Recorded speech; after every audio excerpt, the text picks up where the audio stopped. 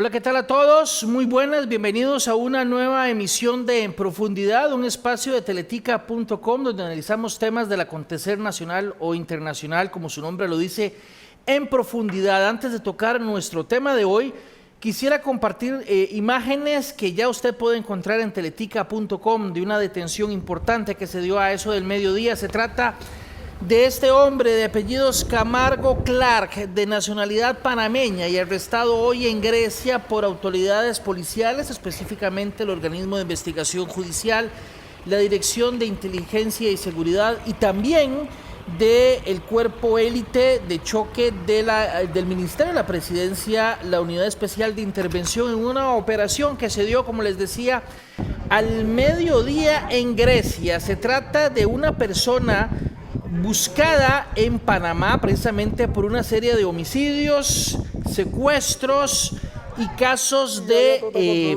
tráfico de drogas. Camargo Clark, conocido como Cholo Chorrillo, fue arrestado hoy. Su detención ha sido motivo de amplia cobertura en su país de origen. Por supuesto, también usted puede encontrar amplios detalles en teletica.com. Es una noticia que podemos considerar en desarrollo porque la información todavía está llegando, pero usted puede encontrar al menos dos informaciones en teletica.com que hacen referencia a este hecho.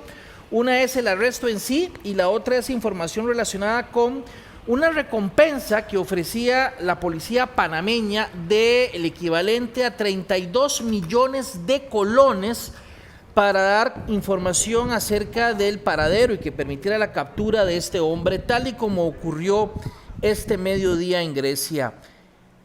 Jorge Camargo Clark, usted lo puede encontrar, toda esta información, esta específicamente y también el arresto y el video que acabamos de mostrar, ingresando a teletica.com. El detalle de esta información que pues está generando bastante noticia en su país de origen, en Panamá, y también por supuesto acá, porque ahora hay que determinar hace cuánto estaba en este país, cómo ingresó a Costa Rica, cómo se mantenía oculto durante estos meses, si alguien acá le brindó algún tipo de protección o de ayuda para mantenerse oculto. En fin, son dudas que surgen ahora y que por supuesto es importante darle seguimiento a este caso. Nuevamente, muchas gracias por acompañarnos. Luego de esta noticia en desarrollo, presento a mi invitado de hoy. Mi invitado estuvo hace unos meses por acá como candidato a la presidencia y también con doble postulación. Eli Feinsack ahora es diputado electo y es un gusto nuevamente, don Eli, que nos acompañe aquí en teletica.com en el espacio En Profundidad. Muy buenas tardes.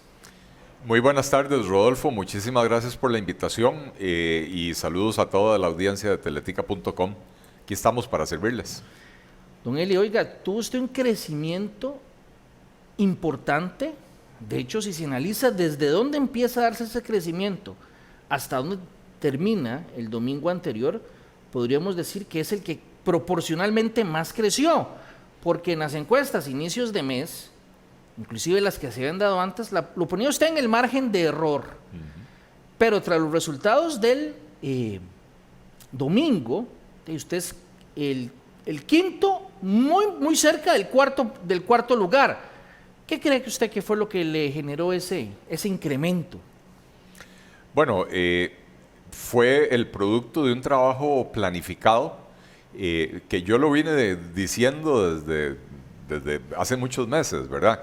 Cuando nosotros empezamos a trabajar ya formalmente la campaña por ahí de agosto, los asesores nos decían, vean, tenemos un buen producto, pero es absolutamente desconocido.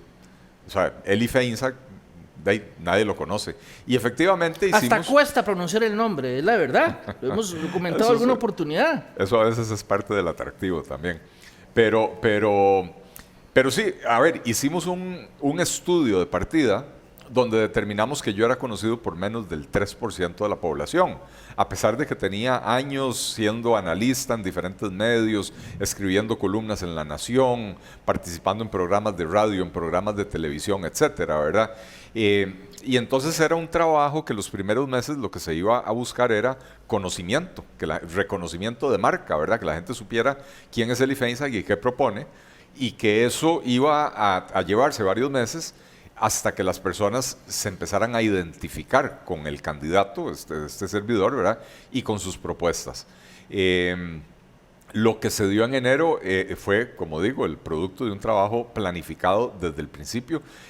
Tal vez lo único que nos falló es que nosotros esperábamos cerrar en la segunda quincena de diciembre ya por encima del margen de error, ya que las personas dijeran, este chaval es un contendiente. Y eso no se nos dio sino hasta la primera quincena de enero.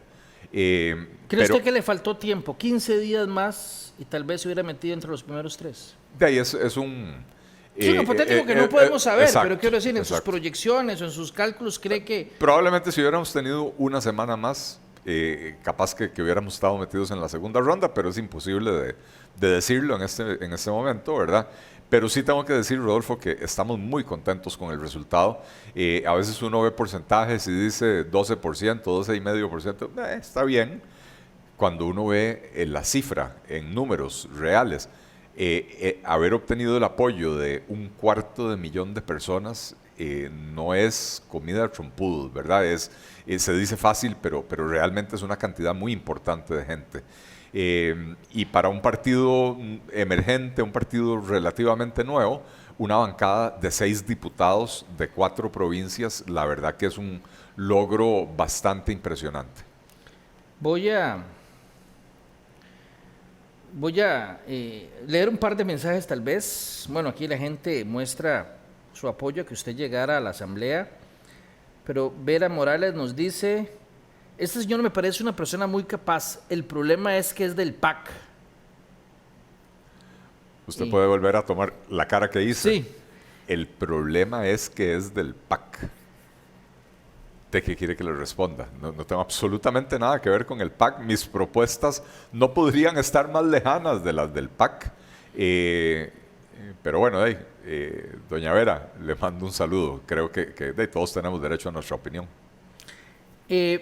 Don Eli, antes de hablar del tema de su futuro en la Asamblea Legislativa, como diputado durante los próximos 4 años, ¿qué aprendió estos últimos meses? ¿Qué cosa usted dice, caramba, cuando me acuesto, si yo tengo que recordar esta época de mi vida y tomar algo como una lección durante este mes o esos últimos 3 meses, ¿qué aprendió? ¿Puedo decir 3, Rodolfo? Por favor, diga 3. Vea, lo primero es que nos demostramos a nosotros mismos y le demostramos a Costa Rica que sí es posible hacer política de altura y tener éxito electoral. Nosotros hicimos una campaña propositiva, una campaña de altura. Nosotros no nos metimos en el fangal, en el barrial de andar tirando acusaciones a nuestros contrincantes, de andar en los dimes y diretes. Fuimos a los debates a presentar nuestras propuestas y a explicarle a los costarricenses por qué esas propuestas resuelven los problemas que los costarricenses vienen sintiendo desde hace muchos años o décadas sin que se resuelvan, ¿verdad? Y logramos llamar la atención.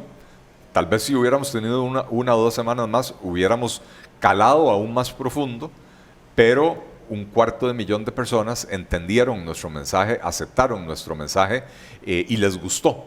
Y lo que a mí más me agradece la gente, y he recibido miles de mensajes, y la gente que uno se topa en la calle y se acercan y le dicen a uno, Eli, muchas gracias por habernos devuelto la ilusión de la política, la fe de que se puede hacer política decente y además de poder participar en un proceso electoral con alegría. Entonces, para mí ese aprendizaje es importantísimo, porque mucha gente nos decía, si ustedes no se meten a atacar al rival y a hacer un basurero, no van a llamar la atención. Logramos llamar la atención. O sea, ¿a usted se le recomendó que recurriera a eso? No de mi campaña, no de mi campaña. Mi campaña desde el día 1 tomó la decisión porque yo les dije, no es mi estilo andar tirándole basura a la gente. Yo puedo agarrar la propuesta de plan de gobierno de cualquiera de los candidatos y se la puedo destrozar, las ideas y las propuestas. no a la persona del candidato. Esa es la primera Bueno, cosa que, digamos, esa es la gran lección. Esa es la primera gran lección. ¿Las otras dos? La segunda, Rodolfo, es que la gente que me conoce de mucho tiempo sabe que yo soy una persona muy estudiosa, que yo conozco bastante bien la realidad nacional y los problemas del país, pero no es lo mismo lo que uno lee en los libros y lo que uno se encuentra en las bases de datos que poder escucharlo de las personas que viven esas realidades. Cuando uno va a la comunidad de las orquídeas en Horquetas de Sarapiquí y se encuentra con 35 familias que están en un terreno que es del INDER y que el INDER no se le pega la gana formalizarles la situación que viven, y más bien llegan y les destruyen los cultivos y les destruyen las casas.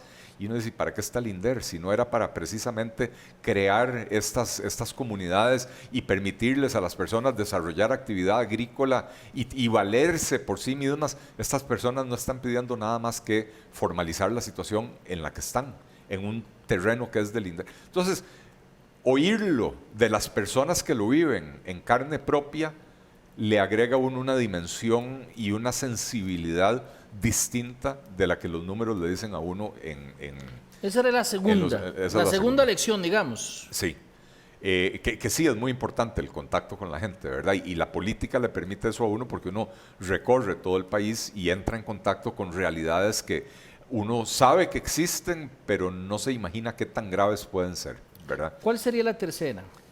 Y la tercera, más que una lección, pero que es algo que nos llevamos en el corazón, mi esposa y yo, es el enorme cariño de la gente. Nosotros nos atrevimos a recorrer las calles, a visitar mercados, a visitar ferias agrícolas, a visitar comunidades. Nunca llevamos un guardaespaldas, nunca sufrimos de ninguna vejación. De vez en cuando aparecía alguno que por ahí pegaba un grito y con alguna tontera o lo que sea, pero francamente la gente nos dio un cariño enorme que atesoramos en nuestros corazones, y que nos impulsa a seguir adelante. Creo que cuando uno le habla a la gente con honestidad y dice las cosas claramente, la gente se lo agradece a uno, la gente se lo reconoce. Cuando fuimos el día de las elecciones a recorrer recintos electorales, por supuesto que el montón de gente que salió con banderas anaranjadas y camisas anaranjadas a recibirnos nos emocionó muchísimo. Pero el contacto que logramos tener con simpatizantes de otros partidos políticos que se acercaban y nos decían, queremos tomarnos una foto con usted.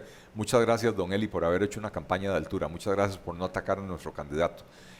Para mí eso, o sea, me lo llevo porque me refuerza el valor de la democracia, de esa libertad que tenemos en Costa Rica, que el tico todavía la aprecia, pero que hemos ido perdiéndolo, ¿verdad? Ya con un 40% de abstencionismo tenemos que preocuparnos muchísimo por ese tema, y ojalá que los demás partidos políticos hayan también sacado lecciones de este proceso electoral y que en futuros procesos lleven campañas más propositivas, más positivas, que traten de destacar por lo que llevan en vez de tratar de destacar destruyendo a los rivales.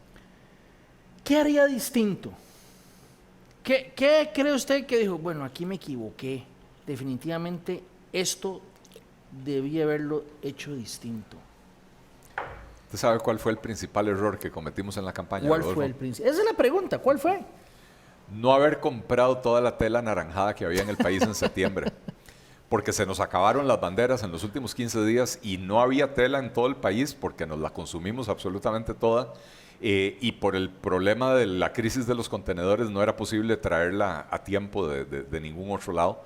Pero no hubo un error que uno diga, o que usted diga, o que su equipo diga, no, esto definitivamente lo hicimos mal, tuvimos que haber utilizado X o Y estrategia en lugar de esta, o lo que dije en algún momento en un debate, ya viéndolo bien, tal vez no era lo que quise decir, no me supe explicar. En fin, creo que en un proceso tan largo, y siendo usted la primera vez que está en esto, me imagino que es como meter la pata en alguna decisión.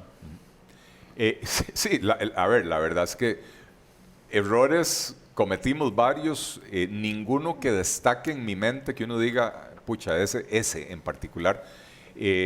Pero si algo demostramos nosotros en nuestra campaña es la capacidad de adaptarnos. Porque nosotros, en vez de hacer una campaña rígida, nosotros todas las semanas evaluábamos los resultados de lo que estábamos haciendo. Y lo que no funcionó, lo sacamos del aire, lo quitamos de internet, cambiamos las vallas de carretera. Si no funcionaba, va algo nuevo, ¿verdad? Que es algo que se ha perdido en este país. En este país, los políticos tradicionales se casan con una solución, la intentan, no funciona, y lo que hacen es meterle más plata a la misma solución para que no funcione con el doble de plata, ¿verdad? Y nosotros sí hicimos una campaña ¿Se hicieron ajustes durante la campaña? Todo el tiempo, todas las semanas hacíamos ajustes, sabíamos que así tenía que ser. Nosotros hicimos 3 camadas, por ejemplo, de vallas de carretera.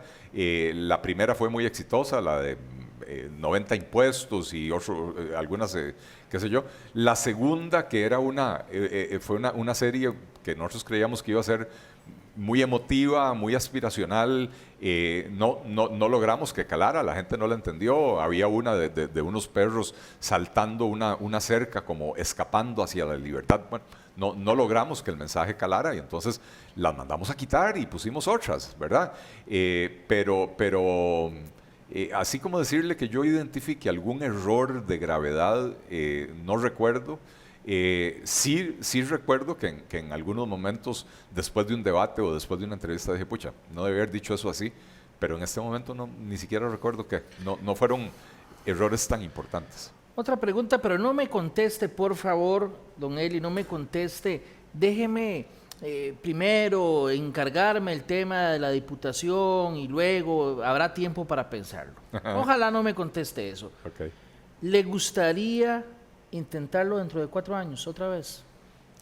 Sí, no estoy diciendo que lo voy a intentar, pero sí me gustaría. 4 años es mucho tiempo, hay que ver cómo llega uno, cómo está la salud del partido, ¿verdad? Si logramos mantener el apoyo de la gente. En este momento nos vamos a enfocar en hacer una magnífica labor en la Asamblea Legislativa, y que esa labor hable por nosotros, porque yo creo más en los hechos que en las palabras. 250,000 personas aproximadamente creyeron en nosotros, confiaron en nosotros dándonos su voto, y ahora es hora de corresponderles. Entonces tenemos que demostrar que todo lo que hablamos en la campaña no era papaya, ¿verdad? La papaya es anaranjada también, pero lo que hablamos en campaña no era papaya, que nosotros realmente vamos a llegar a la Asamblea Legislativa a hacer lo que ofrecimos hacer. Viene una segunda ronda. En esto hay varios caminos, me parece, de parte de un partido que participara en la primera ronda y que quedara fuera de la segunda ronda. Una opción, me parece, digamos, que son 3 básicamente. Una, acercarse a Liberación y a don José María. 2, acercarse al señor Chávez y a su partido. 3, no acercarse a ninguno de los 2 y decir, me pusieron como oposición y entonces juego como oposición, no me acerco a ninguno de los 2. ¿Qué ha pensado? Bueno, lo primero, Rodolfo, porque han circulado rumores. De hecho, un periodista, colega suyo, me llamó y me dijo, don Eli, una reacción, 30 segundos es lo que necesito, donde me comente de su decisión de apoyar a José María Figueres. Mi comentario de 30 segundos es: niego rotundamente que le haya dado mi apoyo a José María Figueres, porque no es cierto, porque ni siquiera he conversado con él. Y ese mismo día, esto fue el miércoles en la mañana, recibo otro mensaje de otro periodista y me dice, por favor, bríndenos declaraciones acerca de su decisión de apoyar a don Rodrigo Chávez. Bueno, la misma respuesta: niego rotundamente. No hemos tenido conversaciones con ninguno de los 2 en este momento. Sí tenemos una invitación de Liberación Nacional para que nos reunamos, José María Figueres y yo. Todavía ni siquiera tenemos un acuerdo de cuál va a ser la agenda de la conversación, a dónde nos vamos a reunir, qué día, a qué hora, de manera que eso está todavía en pañales, pero sí, con don José María. Con don José María, ajá. Así es. Con don Rodrigo no ha habido... Con don Rodrigo no ha habido ningún acercamiento en este momento. Ha habido acercamiento con otros partidos que no están en la segunda ronda, pero que van a estar en la Asamblea Legislativa, porque sí es muy importante que empecemos a encontrar el terreno común, ¿verdad?, para poder llevar adelante las propuestas. Y lo que sí decidimos en el partido, el miércoles tuvimos una primera reunión del Comité Ejecutivo post-elecciones, y la decisión que tomamos fue abrir un proceso de consulta a las bases del partido.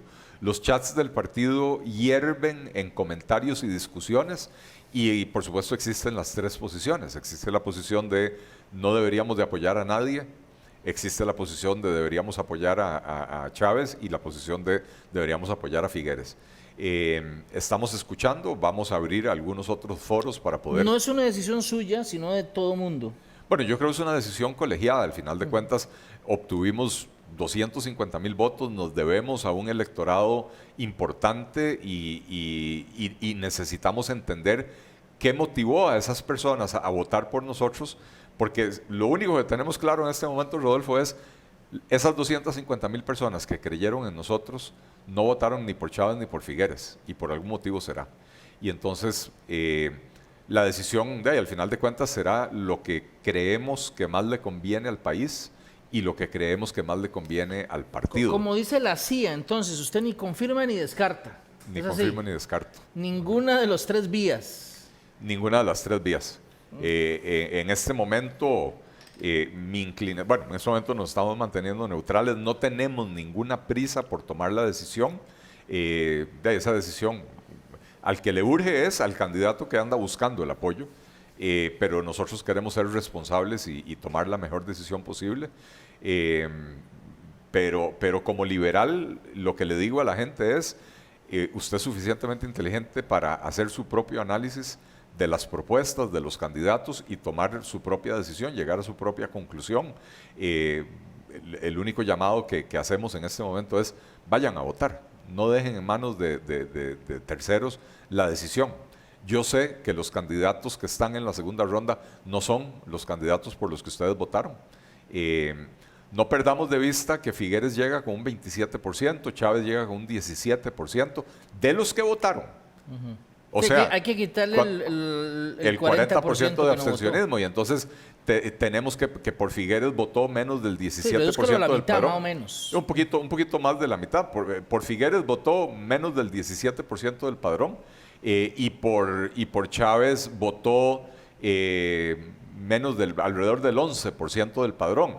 Y entonces ambos tienen que preguntarse, a ver, me rechazó el 83% del padrón, dice Figueres. Me rechazó el 89% del padrón, dice Chávez. Bueno, eso le pasa a todos. Claro, a usted claro. También. El número suyo hay que dividirlo casi que la mitad también, ¿verdad? Por supuesto.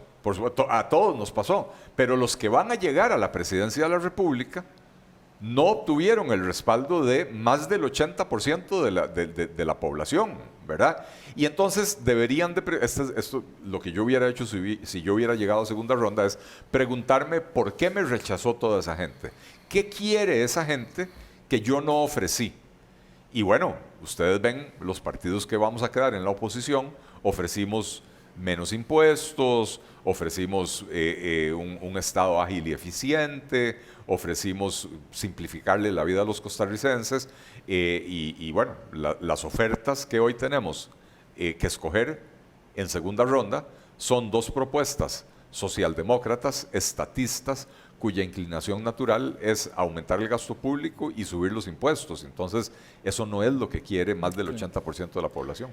Don Eli, ¿usted podría rescatar una propuesta del señor Chávez y una propuesta del señor Figueres? ¿Usted podría decir de las propuestas que escuchó en todos los debates en los que usted participó y los vio, o estoy seguro que usted también vio los planes de gobierno, usted podría rescatar, no sé si varias, pero por lo menos mencióneme una de cada uno, si puede rescatar una de cada uno, que usted diga, esta propuesta, aunque sea de ellos, me parece buena propuesta?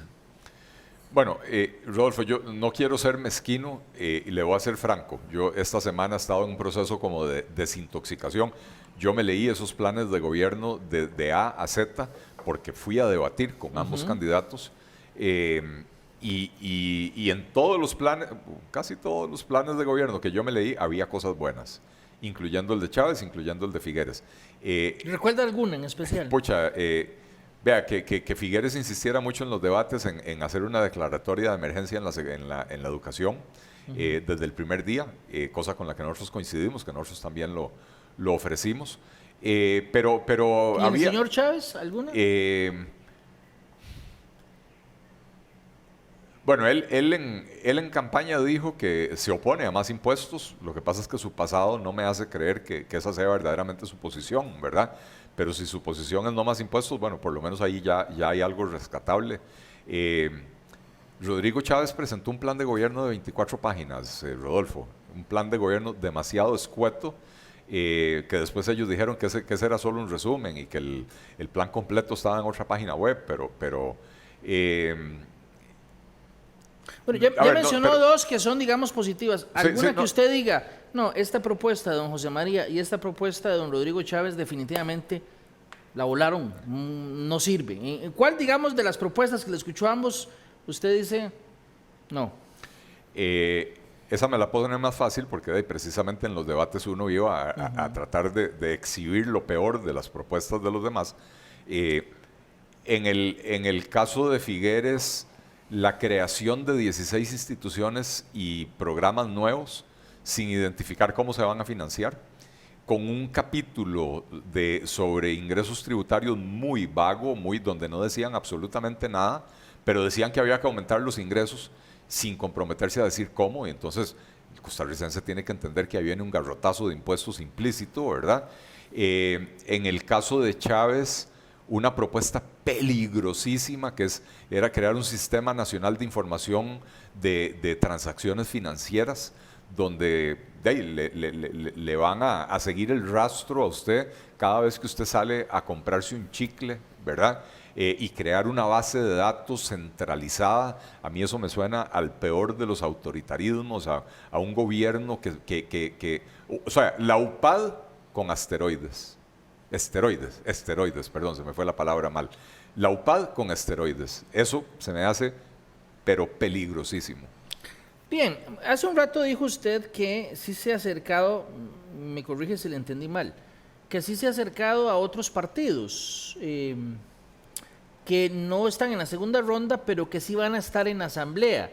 Estamos hablando de Frente Amplio, La Unidad, Nueva República, ¿verdad? O sea, ¿nos puede contar con quiénes se habría acercado y más o menos cuándo se ha acercado con ellos? ¿Quién ha hablado? He tenido conversaciones preliminares nada más como para ponernos de acuerdo para reunirnos más adelante con Fabricio Alvarado. O sea, no se han reunido, se pusieron de acuerdo. No, ni nos hemos puesto de acuerdo, pero tuvimos una conversación bastante agradable y dijimos, bueno, sentémonos a conversar. Ya tuve una conversación con una diputada electa del PUSC, el lunes tendré otra con otro diputado electo del PUSC y vamos a seguir conversando porque dentro de todo, Rodolfo, la nueva Asamblea Legislativa va a quedar menos fraccionada que la actual, sin fracciones unipersonales. Todas las fracciones son fracciones relativamente sólidas, ¿verdad? Por el momento, porque cuando empiezan a aparecer, ¿cómo se llama? Diputados que se separan de su fracción, ¿verdad? Como sí. Ocurre muchas veces, terminan siendo una fracción de 10, podría terminar dividida en 10 partes. O sea, no es imposible. Todo puede pasar, pero si usted analiza la anterior Asamblea Legislativa, si no me equivoco, había 7 fracciones y 2 fracciones unipersonales, o una carambada así por el estilo, ¿verdad? Entonces ya ahí hay una mejora. Ahora, un tema que es prioritario y que el actual gobierno dejó abandonado durante 4 años, la reactivación de la economía. Pero no estoy hablando, Rodolfo, de recuperar la economía post-COVID. Recuperar la economía es diferente de reactivar la economía. La economía costarricense venía mal antes de la pandemia. Recuperarla después de la pandemia es volver a lo mismo que teníamos antes de la pandemia, que no estaba funcionando bien. Reactivar la economía es empezar a corregir los errores que se cometieron en el pasado, que le impiden a la economía costarricense crear más empleo, resolver el problema de la pobreza, generar más actividad económica, mejorar la recaudación sin tener que subir los impuestos, ¿verdad? Y yo creo que hoy hay una mayor conciencia entre los partidos la mayoría por lo menos de los que quedaron electos en la Asamblea Legislativa, de que esa es la ruta correcta. Y entonces yo creo que nosotros podemos encontrar acuerdos amplios con la Unidad Social Cristiana, con Nueva República, con por lo menos parte de la fracción de Liberación Nacional, y me imagino, y digo, no lo digo en ningún sentido peyorativo, no conozco a los diputados de Progreso Socialdemócrata, pero yo creería que en esa fracción también vamos a encontrar personas que entienden la importancia de entrarle de lleno desde el primer día a la reactivación de la economía. Y entonces es muy importante mantener ese diálogo. Bien, vamos a algunos planteamientos que usted dijo en campaña, en donde tocó algunos planteamientos, y creo que lo conversamos una vez que estuvo acá. Algunos son, digamos, propiamente de la Asamblea, aunque es cierto, el presidente o el Poder Ejecutivo puede pasar una lista y dice, vea, hablen de esto. Es cierto, el presidente en las sesiones extraordinarias dice de qué se habla, por tenerlo, digamos, por decirlo más sencillo. Pero, digamos, desde ahora la Asamblea hay algunos planteamientos que se hicieron que podrían ser retomados como diputados, en su caso como diputado. Me parece que, tal vez el planteamiento que usted utilizó mucho en campaña fue el de los 90 impuestos. Ese planteamiento me imagino que va a ser de lo primero que usted va a plantear cuando tenga la posibilidad. Bueno, nosotros hablamos de 3 ejes importantes para recuperar la confianza y reactivar la economía. Reducir los costos, el costo de la vida y los costos de producción. Simplificar la estructura del gobierno, del aparato estatal, y la simplificación tributaria. Siendo partido de oposición y con una fracción de 6 diputados, lo que hemos conversado a lo interno es que no conviene llegar y presentar una reforma de simplificación tributaria integral, porque no tenemos todavía el músculo político para que una cosa así se apruebe. Pero sí vamos a presentar proyectos para ir avanzando poco a poco en esa dirección, eliminando algunos de esos 90 impuestos. Vamos a buscar consensos con otros partidos donde digamos, ok, aquí hay una lista de 15, 20, 30 impuestos que todo el mundo está de acuerdo en eliminar. Vamos primero con eso, ¿verdad? Pero creo que es importantísimo, y para la reactivación de la economía, y donde podemos encontrar mayores consensos en la Asamblea Legislativa, es en el tema de reducir el costo de la vida. De atacar los monopolios privados que afectan cosas básicas como los productos de la canasta básica, los materiales de construcción, etcétera.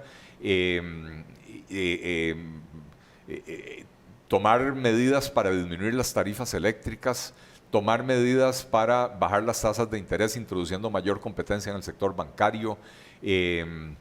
Y bueno, algunas otras medidas específicas para avanzar en esa dirección de disminuir el costo de la vida y de disminuir el costo de producir en el país para devolverle competitividad a los productores costarricenses.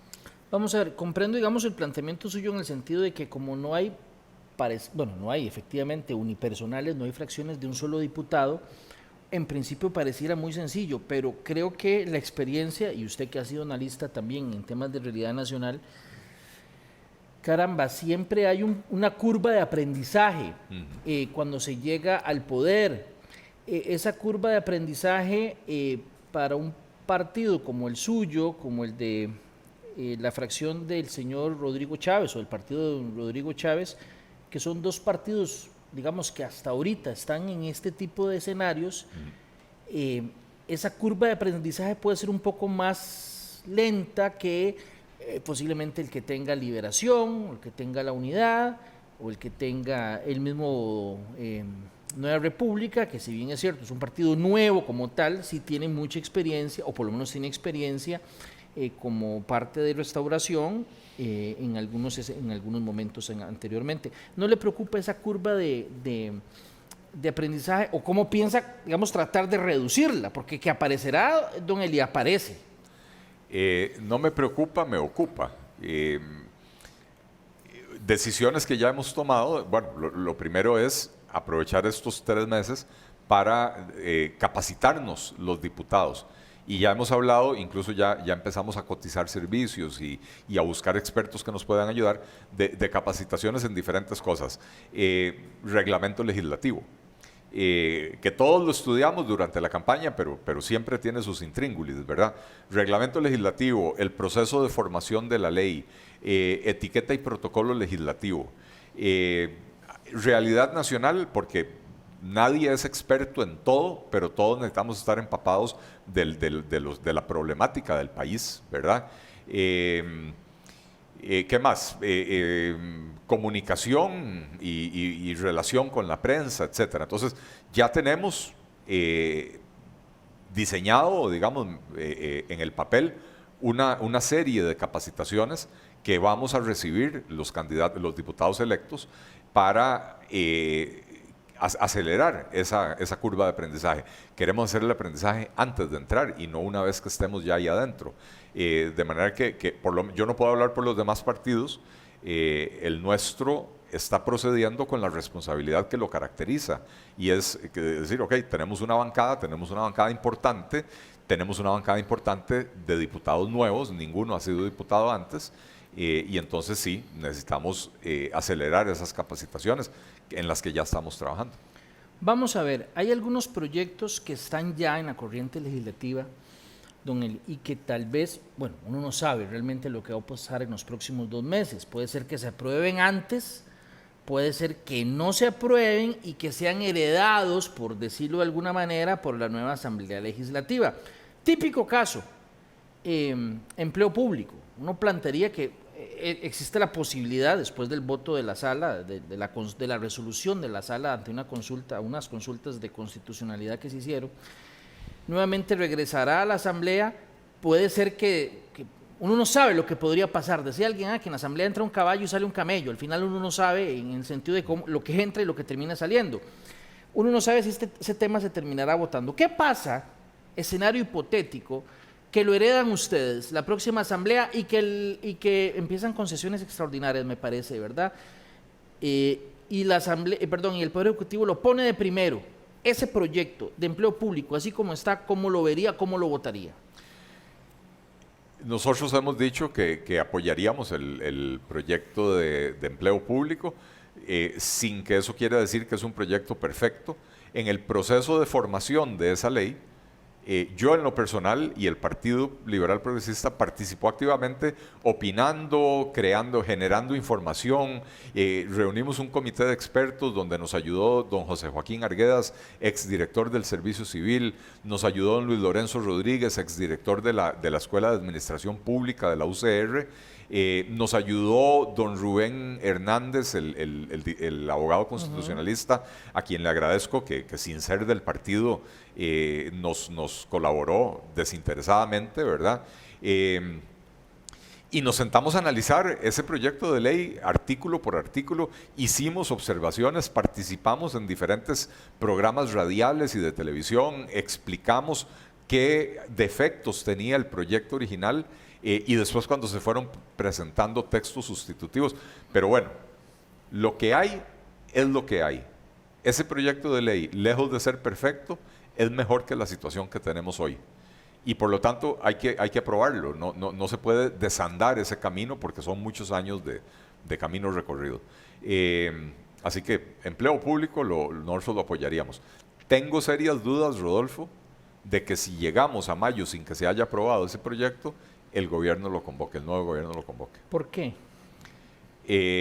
Porque yo veo que han adquirido posiciones populistas, porque yo veo que ya se andan reuniendo con las cúpulas sindicales que no le permiten a este país avanzar. Me parece que se correría ese riesgo. Yo preferiría que ese proyecto de ley quede aprobado en este periodo constitucional. Bueno, aquí hay de todo, comentarios positivos y comentarios negativos. Arnoldo Brenes, ¿cómo se nota que el sector que representa a don Eli llega a afianzar el capital de la élite política? Deduzco que ya busca alianzas con los dos partidos que han hecho que el pobre sea más pobre y el rico más rico. PLN y la unidad, señala don Arnoldo Brenes. ¿Qué piensa?